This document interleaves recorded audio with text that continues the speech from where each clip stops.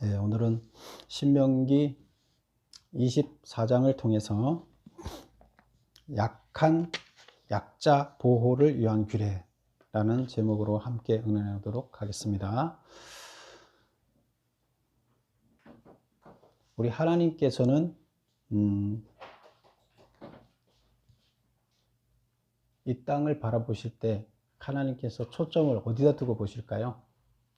우리들은 항상 여러 가지 일들을 바라볼 수가 있지만 그 중에서도 우리가 어디다 초점을 맞추는 일들이 있죠. 항상 하나님께서도 마찬가지입니다. 하나님께서도 이 우리들을 다 동시에 다 보고 지켜보고 관찰하시지만, 그러나 하나님의 심중이 중심이 가 있는 곳이 있습니다. 그것이 어딜까요?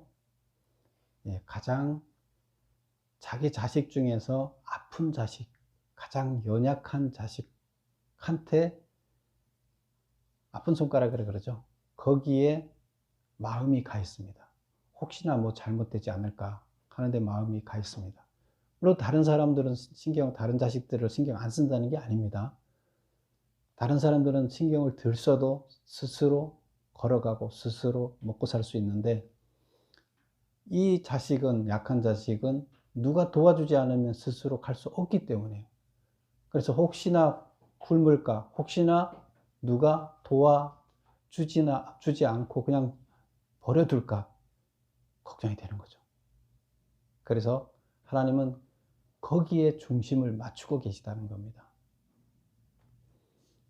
그럴 때 하나님께서 중심을 두고 있는 곳에 여러 자식 중에 한 자식이 하나님의 심정을 읽고 하나님의 심정으로 그 자식을 돌본다 그러면, 하나님께서는 그 자식에 대해서, 돌보는 자식에 대해서 어떤 마음을 가지겠어요? 아유, 기특한 놈, 내가 너를 어떻게 축복하지 않겠냐, 이런 생각을 하시겠죠. 그게 바로 하나님의 심정입니다. 그래서 오늘날 우리에게 바라시는 것들도 바로 그 심정입니다.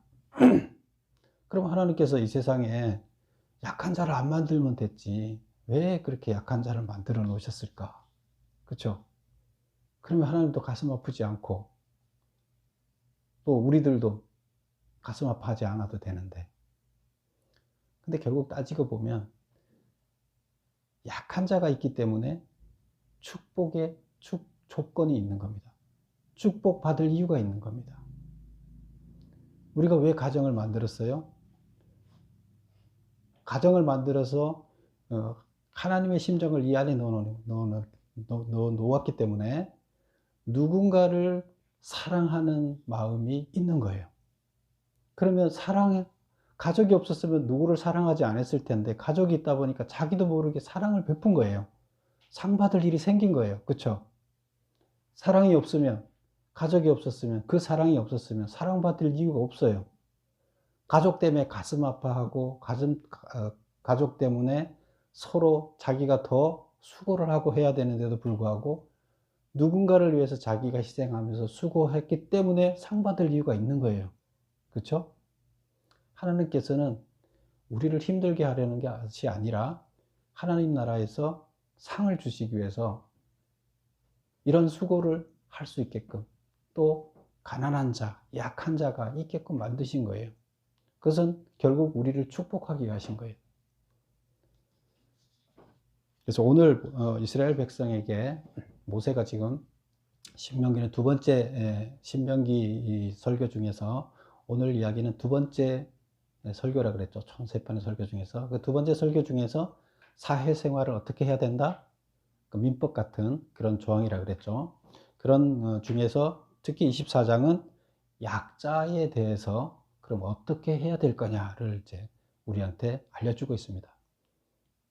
그래서 율법서에서 나왔던 이야기를 모세가 다시 약자에 관한 규례만 다 모아서 여기서 약자를 어떻게 돌볼 것인가, 그렇게 했을 때 여러분은 축복받을 수밖에 없다 하는 것을 이야기하고 있습니다. 그러면 이제 약자를 크게는 이렇게 두 개로 나눠놨어요. 여자 보호 규례, 여자가 약자죠. 이때 당시엔, 특히 지금은 뭐 여자들 권위가 많이 신장돼서 여자들이 약자라고 보기 어렵죠. 더욱 동등하다고 이제 거의 보는데요. 뭐 약간 차이가 있는 나라도 있지만, 그런데 이때는 약자였어요. 그 다음에 기타 약자들. 기타 약자들이라는 거 주로 누구였을까요? 고아와 과부와 나그네. 그리고 또 누가 있었죠? 약자가 어떤 사람이 있죠? 가난한 자. 가난한 자가 약자죠. 그래서 그런 것들에 대해서 나오고 있습니다. 그런 자들을 보호해야 된다. 그래서 모든 사람들이 다 똑같이 고통 없이 이 땅에서 밥 먹고 살 수 있게 하는 그런 이야기입니다. 그럼 여자 보호 규례에 관해서 먼저 보면 1절에서부터 4절까지 나오는데요. 우리 성경에는 그 번역 성경에는 제목을 뭐 이혼과 재혼 뭐 이렇게 써놨는데요. 거기도 그렇게 여러분이 갖고 계신데도 그렇게 제목 달았나요? 근데 이거는 좀 잘못된 해석이고요. 이때 당시 여자들이 가장 차별 대우를 받는 것 중에 하나가 결혼 문제였어요. 여자들이 결혼을 안 하게 되면 먹고 살 길이 없었어요. 그럼 이혼을 하게 되면 혼자 나가서 이혼녀로 나가서 자기가 먹고 살 길이 없어요. 근데 누군가의 또 아내가 돼야 돼요. 그래야 먹고 살아요. 그럼 결국 남편을 바라보고 살아야 되고, 남편이 버리게 되면 세상 살아가는 일이 너무 힘든 거예요. 아주 약자가 되는 거죠. 그리고 또 이제 친정집에서는 시집간 자식은 네가 알아서 해라. 친정으로 돌아오면 안 된다. 뭐 이러고 있고요. 그럼 그 여자는 어떻게 하라고요? 그래서 결혼한 여자를 함부로 남자들이 대했어요. 함부로 대하면서부터 문제가 되는 거예요. 여자들 권익이 문제가 되는데, 그래서 여자들에게 있어서 결혼해서 아내로서의 지위를 확보하는 게 상당히 중요했어요. 근데 그게 잘 안 됐어요. 그래서 그거를 보호해주는 이야기가 되는 겁니다. 자, 그러면 우리 메모 1번부터 한번 볼까요? 남자가 아내와 이혼하기 위해서 갖추어야 할 조건 2가지는 무엇인가? 1번, 아내에게 수치되는 일을 요구할 만한 충분하고도 객관적인 사유가 발견되어져야 하고, 그녀에게 이혼 증서를 주어서 내보내야 한다. 그래서 모세는, 하나님의 율법은 2가지, 이혼을 그냥 이때 당시에는 남자가 야 너 나가, 난 너하고 살기 싫어 이러면 끝이었어요. 그래서 그거를 제재하기 위해서, 이혼을 함부로 남자 기분에 따라 함부로 마음대로 못하게 하기 위해서 2가지 조건을 갖춰야 이혼할 수 있다. 그러지 않으면 이혼 못한다. 이렇게 한 거예요. 그럼 2가지 조건이 뭐냐 하면, 수치되는 일이 발견되어져야 한다. 여자한테. 그 여자한테 수치되는 일이 뭘까요? 뭐 자세히는 몰라요. 수치되는 일이 뭔지는 자세히는 모르나, 그러나 뭐 음행을 했다든가 이런 건 아니에요. 왜 그러냐면 음행을 하게 되면 여자를 죽이게 돼 있었거든요. 내쫓는 게 아니라 그냥 죽여야 돼. 다 돌로 쳐서 죽여야 됐어요. 그러니까 음행 문제는 아닌 수치스러운 일이 여자한테 있어야 돼요. 근데 마음에 안 든다고, 뭐 이쁘지 않다고, 나하고 성격이 안 맞다고 내보내면 안 된다는 거예요. 근데 정말로 그럼 수치스러운 일이 뭐냐?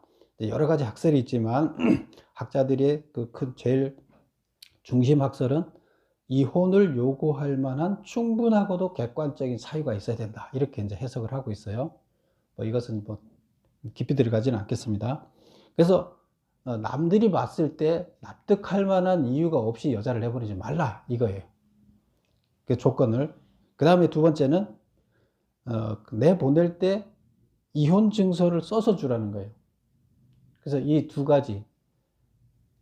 근데 그러면 이 조건을 건 이유를 한번 볼게요. 2번, 이혼 조건을 둔 이유는 뭔가? 이 2가지 조건을 둔 이유는, 첫 번째, 납득할 만한 이유 없이 여자를 내보낸 것을 방지하기 위해서 충분하고도 객관적인 사유를 이혼의 조건으로 제시하라고 했다. 그 다음에 2번째, 순간적인 감정에 의해 말만으로 여자를 버리는 당시의 관습을 규제하기 위해서 이혼 증서를 작성하도록 했다.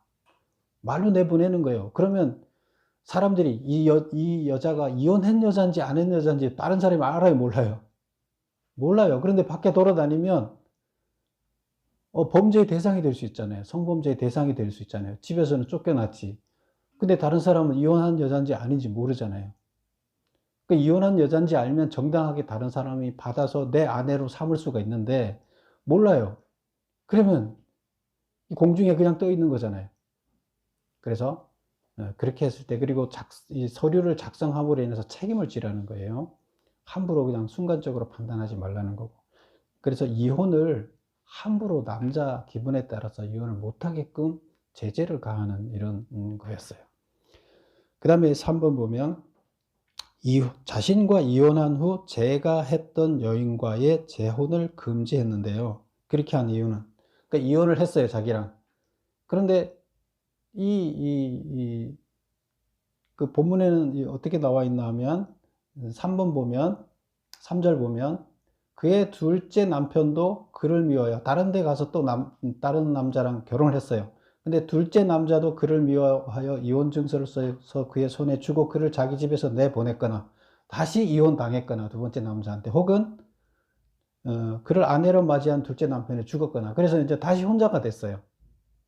그러면 그리고 혼자가 됐는데 처음 원래 남편이었던 사람이 이 여자를 다시, 가만히 생각해 보니까 지금 다른 여자보다 이 여자가 더 좋은 거예요. 옛날에 나갔던 여자가. 그래서 다시 결혼해야 되겠다고 그 여자를 데리고 올 수 있느냐? 그거 하지 말라는 거예요. 그렇게 규정을 하고 있어요. 그 4절에 보면 그 여자는 이미 몸을 더럽혔은 즉 그를 내보낸 전 남편이 그를 다시 아내로 맞이하지 말지니 이 일은 여호와 앞에서 가증한 것이라. 그러면 이거는 왜 이렇게 했는가 읽어볼게요. 3번에 메모. 당시에는 쉽게 여자를 버렸다가 쉽게 다시 받아들이는 관습 때문에 여자들이 성적 정교를 잊어버리는 경우가 많았다. 버린 여자를 쉽게 받아들이지 못하도록 함으로써 여자를 쉽게 버리는 것을 방지하기 위해 만들어진 것이 재혼금지 규례다. 그래서 쉽게 버렸다가 또 마음 기분 좋으면 다시 데려다 사는 거예요. 그러면 그 한 달 있다가 다시 데려다 살든 뭐 열흘 있다가 데려다 살든, 그러면 그 일로 인해서 여자는 성적 범죄의 대상이 되는데, 이것을 못하게 하기 위해서, 이혼을 함부로 못하게 하기 위해서, 함부로 버리지 못하도록 하기 위해서 재혼을 금지했다는 거예요. 그래서 우리가 얼핏 보면 이게 여자의 잘못으로 보는데 남자의 잘못 때문에 여자가 불이익을 당하는 것을 막기 위한 내용이에요. 그래서 이게 여자 보호를 위한 규정이었다. 그래서 이혼하는 것, 재혼하는 것 모두 다 남자가 함부로 여자를 버리지 못하도록 하게 하는 규정이었다. 이렇게 보면 됩니다. 그 다음에 이제 5절을 한번 볼까요?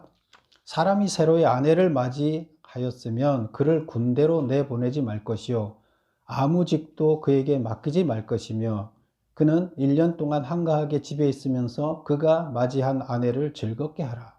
아무것도 하지 말고 아내를 1년 동안 즐겁게 해주라는 거예요. 그 왜 이렇게 했을까요? 전쟁이 나도 안 내보냈어요. 그 다음에 그것만이 아니라 아무 직도 그에게 맡기지 말라. 아무 공적인 부담, 뭐 이때 당시에 부담해야 될 게 의무가 여러 가지 있었잖아요. 뭐 세금도 내야 되고 군 의무만이 아니라 부역도 해야 되고, 그런데 그런 거 다 면제해 주라는 거예요. 오로지 그냥 집에서 1년 동안은 신혼 살림만 충실해라, 이런 얘기. 그럼 왜 이렇게 했을까? 메모 보겠습니다. 4번의 메모. 아내를 즐겁게 해주어 사랑이 충분히 쌓이도록 함으로써 하나님 나라의 모형이 되는 또 하나의 가정이 온전히 완성되도록 하기 위해서다.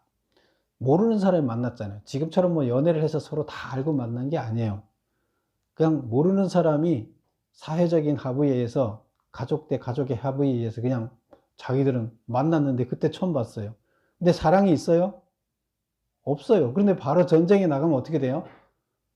가정이 사라져요. 남남이에요.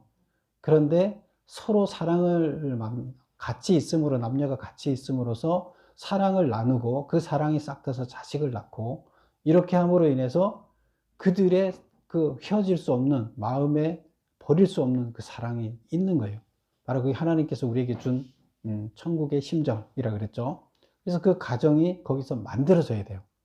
하나님의 그 천국의 모델이 여기서 사랑으로 완전히 만들어져야 돼요. 그러면 1년이라는 기간은 최소한 필요하다는 거예요. 그래서 그런 이유 때문에 하나님께서는 그렇게 하도록 했다. 가정을 상당히 중요시 여긴 거죠. 왜? 하나님의 천국을 여기서 맛보기 때문에, 천국이 여기기 때문에. 그래서 이것이 확장되어야 되기 때문이에요. 그 천국은 그 안에 핵심이 뭐예요? 남녀 간에 사랑하듯이 사랑해요. 그 다음에 5번 볼까요? 메모 5번. 맷돌이나 그 윗짝을 전담 잡지 못하도록 했다. 이제 지금부터는 이렇게 자세히 큰 사건을 다룬 것이 아니라 하나하나 규정들을, 그냥 생활상의 규정들을, 약자들을 위한 규정들을 다 이렇게 나누고 있는, 메모하고 있는데요. 맷돌은 그때 당시 몇 끼마다 갈아서 먹는 거예요. 몇 끼마다 갈아서 미리 가루를 만들어 놓는 것이 아니라 지금 식사하면 바로 갈아서 가루를 만들어서 빵을 만들어 먹듯이 그렇게 하는 거예요. 그래서 맷돌이 없으면 밥을 못 먹어요. 그래서 맷돌은 아래 짝은 무겁고 위에 짝은 가벼워요. 그러니까 전체를 맡기든가 아니면 위에 짝만 갖다가 전담을 맡기는 거 못 쓰잖아요. 그러니까 이제 돈을 빌리라 그러면 그걸 맡기고 전당포에 맡기고 가서 돈을 빌려 오는데, 이때 왜 돈을 빌려요? 먹고 살 길이 없기 때문에 밥 한 끼 먹으려고 이렇게 하는 거예요. 근데 이걸 갖다 주고 나면, 쌀을 사면 어떻게 갈아서 먹어요? 안 되잖아요. 그래서 맷돌이나 그 윗짝은 전당 잡지 못하도록 했어요. 그래서 가난한 자의 최저 생계를 보장하도록 하기 위해서다. 그 다음 6번. 동족을 유기하여 종으로 삼거나 판자, 인신매매죠. 판자는 살인범과 동일하게 취급해서 처벌해서 죽였어요. 남을 살인하게 되면, 다른 사람 죽이면 그 사람은 반드시 죽여라, 이렇게 돼 있었죠. 근데 유괴범도 살인범과 동일하게 취급을 했어요. 이거는 왜냐? 하나님의 형상을 따라 창조된 한 인간의 인격을 말살하고 자유를 유린했기 때문이다. 하나님이 존귀하게 만들어, 하나님의 형상대로 만들어서 하나님의 그 모형을 이 땅에다 만들어 놨는데 그것을 침해한 거죠, 인간이. 그래서 인격을 말살하고 자유를 유린한 것은 하나님의 그 존귀함을 침범한 거기 때문에 살인과 동일하게 취급을 했다, 이렇게 보는 거예요. 그래, 그런 사람은 죽이라. 죽이라는 것은 죽이는 데 목적이 있어요. 이런 법을 만드는 것은 이런 범죄를 절대 저질리지 말라, 이게 목적이 있는 거죠. 그 다음에 7번 보겠습니다. 우리 그 7번은 이제 좀 문구가 애매한데요. 8절을 한번 볼까요? 8절 보면, 너는 나병에 대하여 삼가서 레위 사람 제사장들이 너에게 가르치는 대로 내가 힘써 다 지켜 행하되 너희는 내가 그들에게 명령한 대로 지켜 행하라. 그래서 나병에 걸리면 내가 이미 가르쳐준 그 규례대로 나병의 규례를 지켜라. 나병에 걸린 사람, 이런 얘기예요. 그 다음 9절 보면, 너희는 애굽에서 나오는 길에서 네 하나님 여호와께서 미리암에게 행하신 일을 기억할지니다. 나병과 관련돼서 규례를 지키라고 하면서 애굽에서 나올 때 미리암도 나병에 걸렸었고 나았었죠. 그런데 그것을 기억하라. 이건 뭔 말을 하기 위한 거예요? 물론 미리암이 왜 나병에 걸렸었죠? 모세가 다른 여자랑 결혼을 하게 됐죠. 모세의 그 부인은 아마 모세와 같이 쫓아오는 것을 싫어하고 고통당하니까 다시 자기 집으로 돌아간 걸로 알고 있어요. 성경에는 안 나와요. 그래서 모세가 혼자가 됐는데, 모세가 이방 여인 중에 그 흑인 여자를 자기 그 부인으로 맞이해서 결혼을 했어요, 광야에서. 그랬더니 그 모세의 누나된, 모세가 강에 떠내려갈 때 바구니에서 구해준 게 누나죠. 그래서 누나가 미리암인데, 그 미리암이 반대하는 거예요. 야, 모세, 너 이방 여자랑 결혼하면 되겠어? 흑인 여자랑 결혼하면 되겠어? 절대로 안 돼. 모세가 지금 여기에 이스라엘의 통치자죠, 지금 사실상. 그런데 모세의 부인은 어떻게 됐어? 통치자의 부인이니까 상당한 지위가 되겠죠. 그런 영향력을 미치는 여자가 이방 여자면 어떻게 말이 되느냐. 근데 모세는 어떤 심정에서 그와 결혼했어요? 이스라엘 백성들이 이방 사람들을 사람 취급을 안 하니까 그 여자와 결혼함으로 인해서 이방 사람들을 함부로 못하게 하게 하는 심정에서 결혼을 했는데, 그런데 미리암은 용납이 안 되는 거예요. 그랬더니 하나님이 어떻게 했어요? 미리암한테 손이 문둥병이 걸리게 해서, 그래서 미리암이 회개하니까 하나님이 다시 치료해 준 이런 역사가 일어났죠. 근데 여기서 포커스는 왜 그 하나님의 뜻에 어긋나게 저항을 하느냐에 포커스가 있는 것이 아니라, 미리암도 그때 쫓겨났어요. 문둥병에 걸린 자라면 규례에 따라서 일주일 동안 진 밖에, 이스라엘 진을 쳐놨으면 진 밖에 나가서 밖에 가서 버려진 자가 돼요. 들판에 가서 살아야 돼요.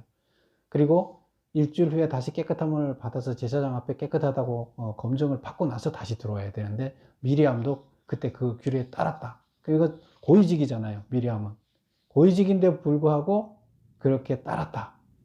그러면 모든 사람이 지위고하를 막론하고 그 규례를 따라야 된다. 이런 얘기가 되겠습니다. 메모 읽어보겠습니다. 고유층입니다. 고유층인 미리암이 나병에 걸렸을 때에도 격리시켰던 것처럼 나병에 걸린 자는 신분의 기천과 지위의 고하를 막론하고 예외 없이 진 밖에 7일간 격리해야 한다는 거예요. 왜 그러냐면 고위층도 이 규례를 지켜야만 약자들의 안전이 담보되기 때문이다. 만약에 고위층이 굳이 내가 지금 대통령인데 내가 이거 쫓겨나야 되겠어? 진 밖으로? 나는 안 돼. 나는 여기서 안에서 치료할 거야. 이렇게 되면 약자들의 안전이 담보되지 않죠. 그래, 모든 약자들의 안전을 담보하기 위해서는 지위에 상관없이 이 규례를 지켜야 된다는 걸 얘기하고 있는 겁니다. 아시겠죠? 8번 보겠습니다. 8번은 뭐가 문제가 빠졌네요. 그 9절을 한번 볼까요?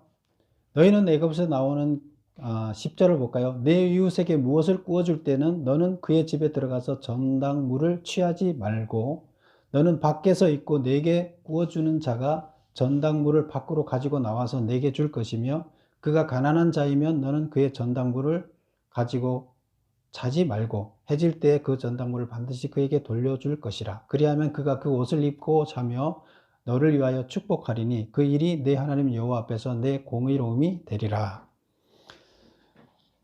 그래서 여기서 문제를 제가 이렇게 칸이 모자라다 보니까 뭐 어떻게 하다가 문제를 삭제해 버렸네요. 그 문제가 뭐냐 하면 그 10절에 나오는 게 이웃에게 무엇을 구워줄 때 뭘 하라는 거예요? 구워줄 때 담보를 잡고 구워주잖아요. 그럼 이제 가난한 사람이 와서 우리 쌀이 떨어졌습니다. 우리 쌀 좀 주세요. 그럼 야, 너 나 뭘 어떻게 갚을 건데 담보 주고 나중에 돈 갚을 때 담보 돌려줄 테니까 담보 잡아. 그랬더니 그 담보를 잡을 때 돈 구워주는 사람이 빌리는 사람 집에 들어가서 야, 이거 좋다. 이걸로 담보로 잡자. 이렇게 하지 말라는 거예요.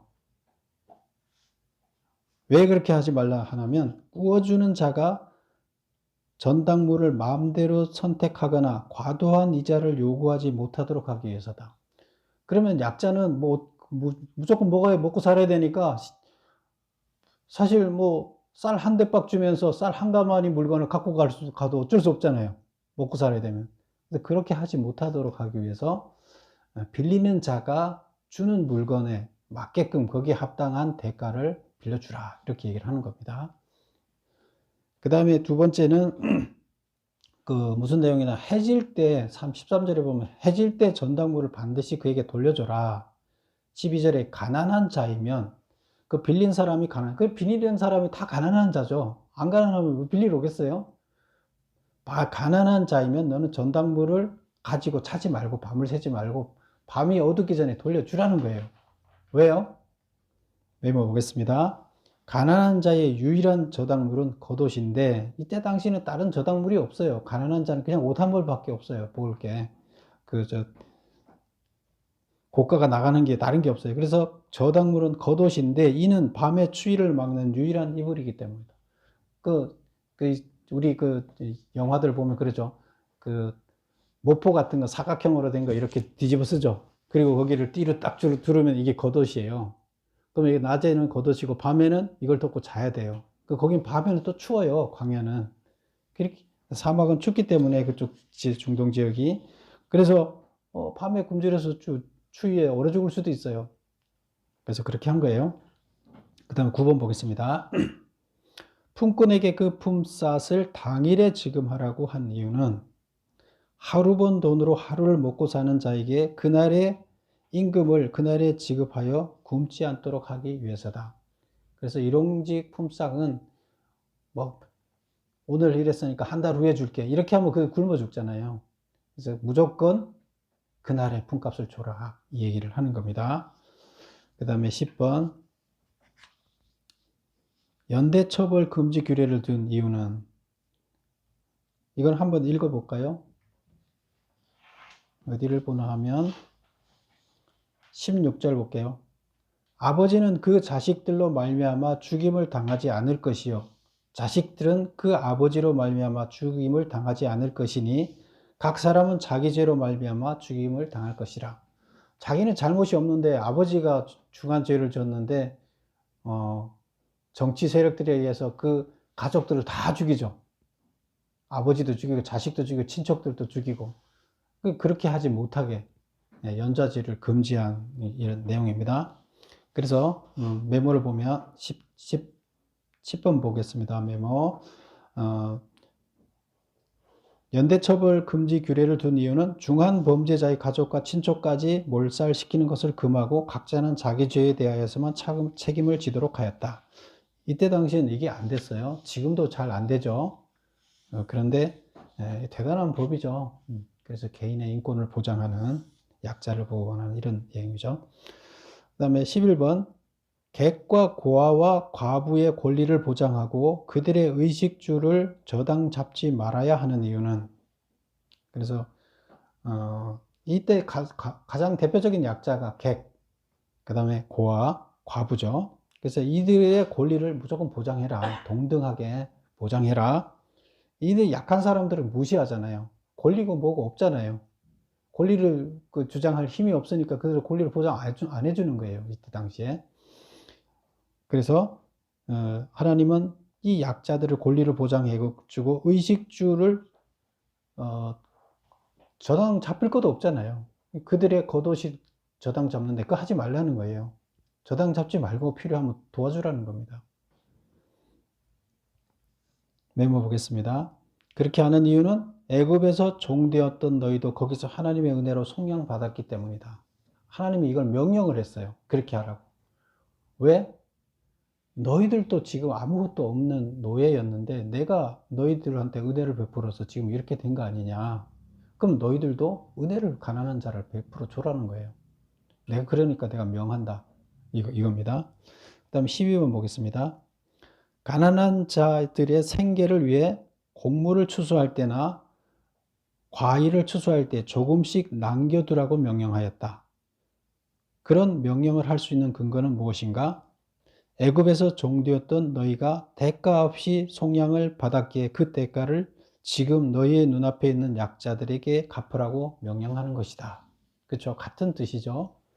그래서 농사를 지었을 때 농사를 짓고 다 걷어들이지 말라는 거예요. 남겨두라는 거예요. 우리는 뭐 까치밥이라고 그러죠. 까치도 먹고 살게끔 해줘라. 다람쥐도 먹고 살게끔 놔둬야 된다. 이렇게 하는데 뭐 같은 의미예요.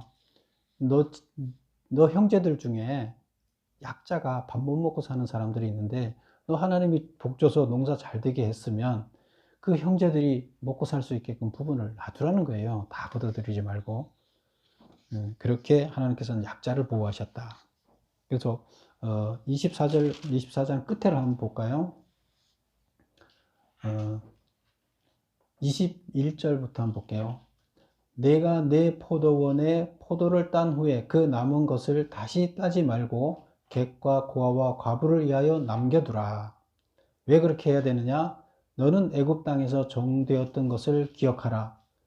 이러므로 내가 내게 이 일을 행하라고 명령하노라. 뭐 한다고요? 명령이라는 거예요, 이게. 그래서 너 혼자 먹고 살지 말고 밥 못 먹고 사는 사람들한테 나눠주기 위해서 반드시 그것을 하라고 명령을 하는 거예요. 이게 하나님의 명령이에요. 그렇게 해야 되는 이유는 너도 빈손으로 왔고 종이었고 너를 아무 대가 없이 내가 해방시켰기 때문이에요.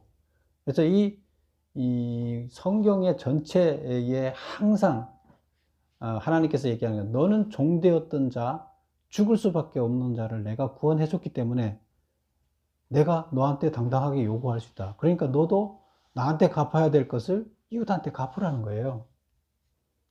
그게 하나님의 명령, 약자를 도와야 하는 근거예요. 그래서 하나님의 심정은 어디 있다? 약자, 약한 자. 그런데 그 약한 자를 돕는 게 우리한테 부담이 아니라 그것 때문에 우리가 뭘 받는다고요? 상을 받는다. 우리의 상을 주기 위해서 약자를 두신 거다. 그렇다 그러면 그것은 우리를 위한 축복의 규례예요.